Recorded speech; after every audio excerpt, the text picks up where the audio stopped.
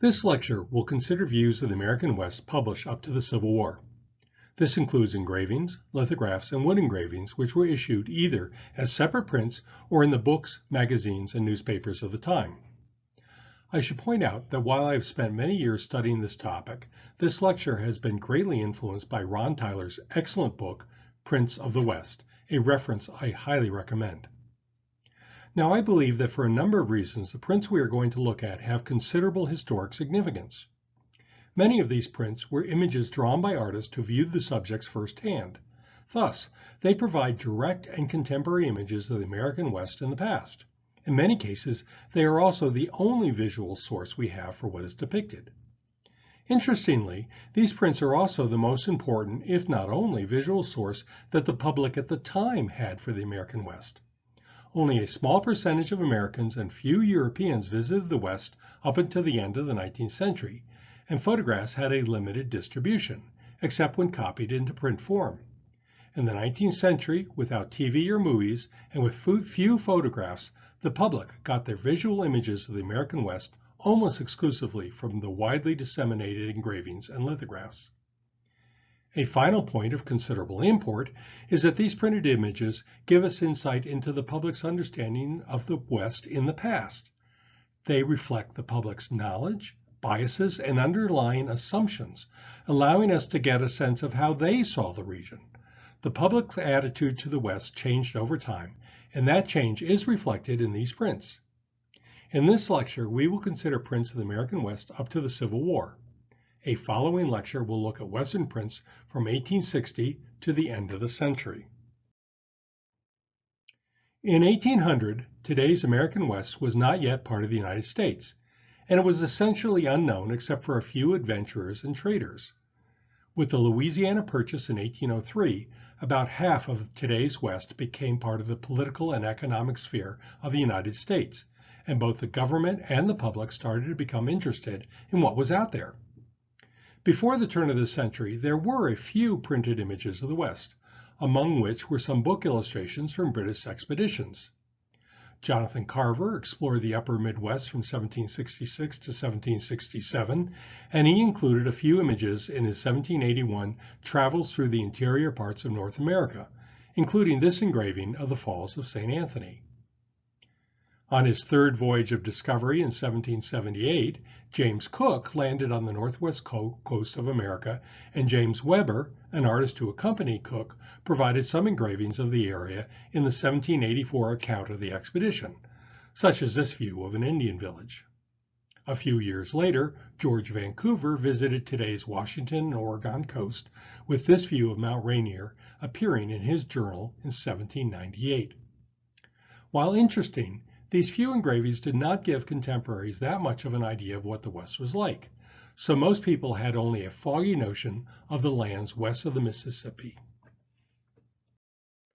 When first acquired by the United States, the American West was seen by most Americans as a wilderness of questionable value, a vast land of barren plains and impenetrable mountains.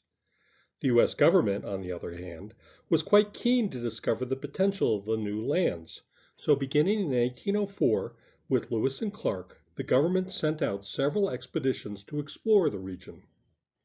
The official Lewis and Clark report did include some maps, but no views, and the images included in the unofficial reports of that expedition did not include any real pictures of the West. The first authentic views of the West from a government expedition were those issued in the report of Major Stephen Long's 1819 to 1820 expedition, which went up the Platte River into today's Colorado, along the Front Range, and then back east. Two artists accompanied Long, and they both produced images which were made into prints for the 1823 report of the expedition. One of the artists was Samuel Seymour, who drew about 150 landscape views, of which 8 were published as prints, including this scene of the Rocky Mountains, which is considered to be the first-hand depiction of the Rockies. The other artist was naturalist Titian Ramsay Peale, who drew an image of the teepees of the Plains Indians, also included in the report. Another drawing Peale made during the expedition was later used by Thomas Doughty, representing the first depiction of an Indian hunting buffalo. Some of the images from the long expedition were reprinted in magazines, giving them a wider distribution, but still there were relatively few of these small views. Nonetheless, they were about the only genuine images of the American West available to the public until the end of the fourth decade of the 19th century. With this relative lack of authentic views, an idealized notion of the American West began to develop in the years before mid-century, spurred in part by the writings of James Fenimore Cooper and Washington Irving. This linked our national identity with themes of an unspoiled world before the sin of the modern world would corrupt it, with authors and artists presenting the Western frontier as a paradigm of American uniqueness. This went hand in hand with the image of the noble Indian. The poignant knowledge that Native American cultures from east of the Mississippi had been all but obliterated was combined with an awareness that now the Indian lifestyle in the West was under threat. This inspired a number of artists to try to document the American frontier before it too was overrun by civilization. Among the earliest artists to document life on the American frontier was Peter Rindisbacher. He was born in Switzerland, immigrated to North America, and settled in Western Canada in 1821. In 1829, Rindisbacher moved to St. Louis and established a studio where he produced images of Native Americans. Some prints after his drawings appeared in magazines like the American Turf Register and The Casket, including this engraving of the interior of a Sioux teepee. Rindisbacher also drew an image of an Indian buffalo hunt, similar to the one we looked at earlier by Titian Ramsay Peale. Rindisbacher's image became one of the most widely distributed views of the West issued prior to 1840, when it was included as the frontispiece in Thomas McKenney's History of the Indian Tribes of North America. That three-volume set primarily consisted of lithograph prints based on a collection of Indian portraits gathered for the War Department by the Superintendent of Indian Affairs, Thomas McKenney, who desired to capture as much of the Indian culture as he could before it disappeared.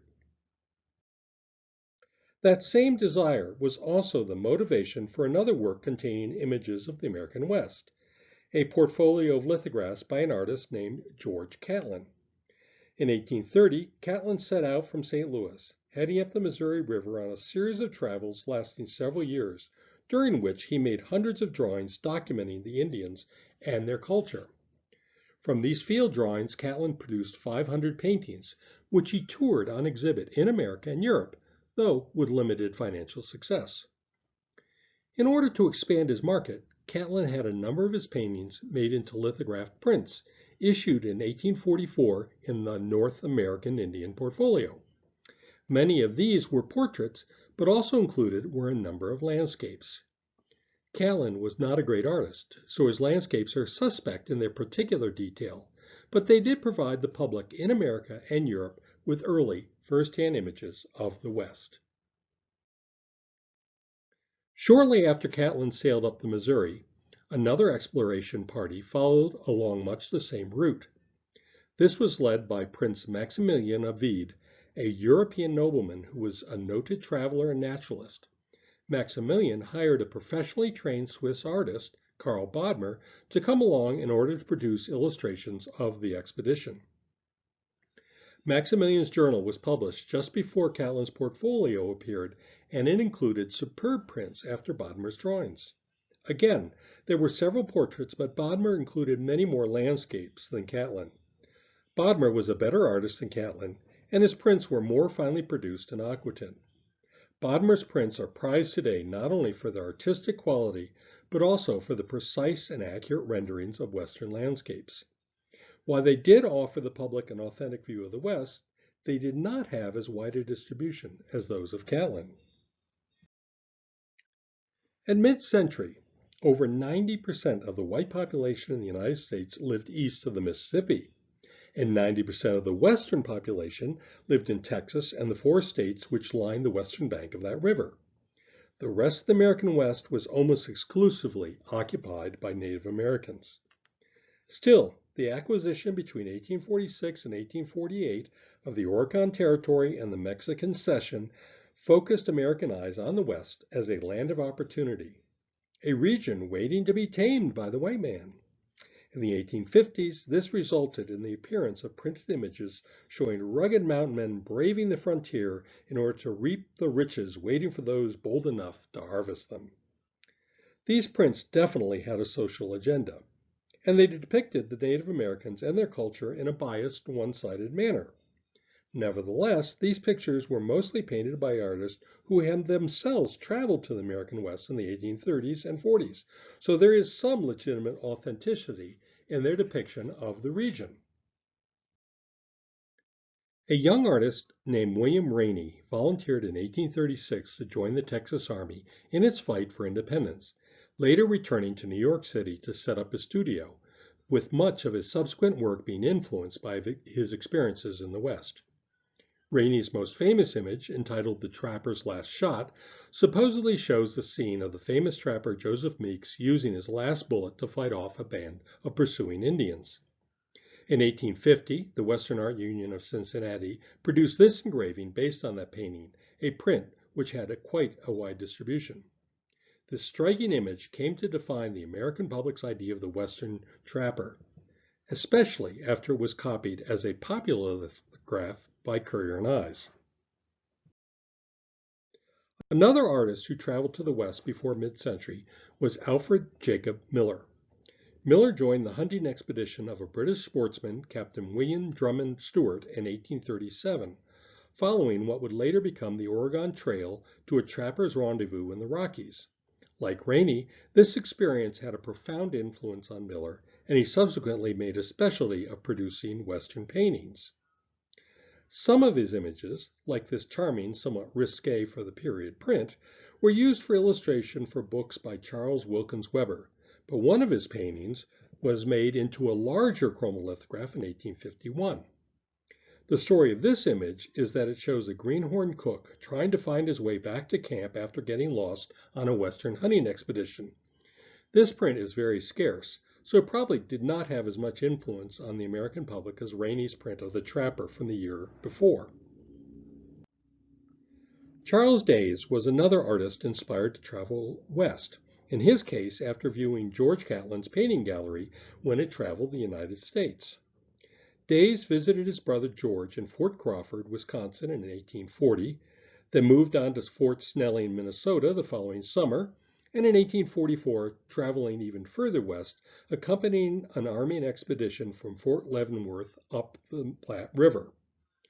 Day's painting of Long Jakes, the mountain man, was done in 1844, but it wasn't until about a decade later that art dealer and print publisher Mark Knoedler thought that there was enough of a market for such images to create this fine lithograph after Day's painting, somewhat reminiscent of Rainey's classic print. Perhaps the artist with the largest audience for his Western images, with a theme similar to those of Rainey, Miller, and Days, was one who never himself made it to the West, Arthur Fitzwilliam Tate. Tate was a self-trained English artist who, like Days, was inspired by Catlin. It was viewing Catlin's paintings and meeting the artist himself that is said to have prompted Tate to move to the United States in 1850 and paint Western subjects. In 1851, Tate showed one of his paintings to print publisher Nathaniel Currier, who commissioned a reduced version to be made into a lithograph, and this was followed by several other commissions in the following years. The lithographs made from Tate's paintings were hugely popular because of their color, action, and realism. However, as mentioned, Tate never ventured west of the Mississippi, and he has been criticized for his, quote, curious mixture of truth and fantasy, and for trying, quote, to visualize the plains grasslands from the security of his New York studios. Still, Tate did put a fair bit of effort into trying to make his images accurate, and irrespective of how successful he was, the Currier and Ives prints after Tate were probably the most influential of all mid-19th century images in forming the notion of the West held by the American public at the time. Not only the American public, but the U.S. government was interested in taking advantage of the potential of the American West.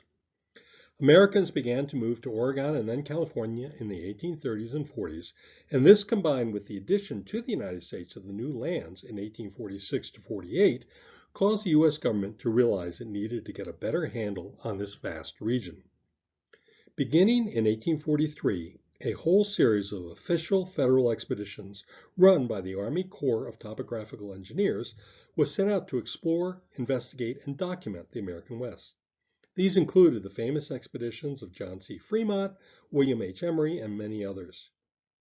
Each of these expeditions resulted in a government report published in volumes with very large runs, which were copiously illustrated with maps, views, and natural history plates.